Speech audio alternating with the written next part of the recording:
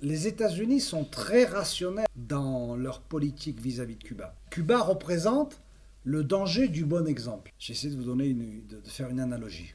Imaginez ici, à Lausanne, le parrain de la mafia locale, Michel Fleury, qui depuis des décennies raquette tous les commerces, y compris Coop, Pathé, etc., chaque mois. Tous payent rubis sur l'ongle la somme que demande le parrain Michel. Puis il y a un petit boulanger qui vient s'installer, un seul salarié, c'est le patron lui-même.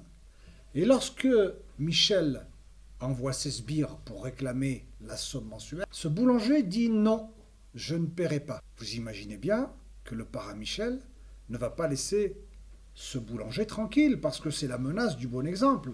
Si un petit boulanger, et le pire, c'est que ce boulanger a son commerce à 3 pas du quartier général de la Pègre où est situé Michel. Si ce petit boulanger qui se trouve sur le pas de ma porte refuse de payer, mais c'est un mauvais exemple pour tous les autres commerces. Parce que Pathé, quand il va découvrir, je dis Pathé parce que je le vois en face là, quand il va voir que le petit boulanger refuse de payer, il va dire mais c'est dangereux pour mon hégémonie.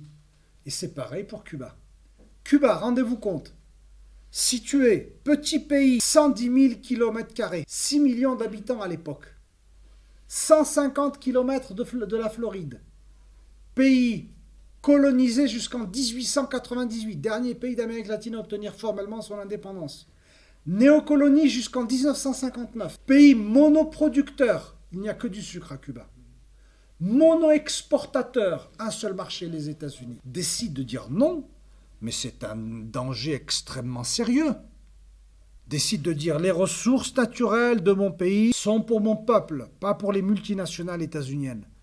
Une réforme agraire de la radicalité de celle de mai 59, vous imaginez le danger que ça représente si demain le Mexique ou le Brésil décident de faire la même chose.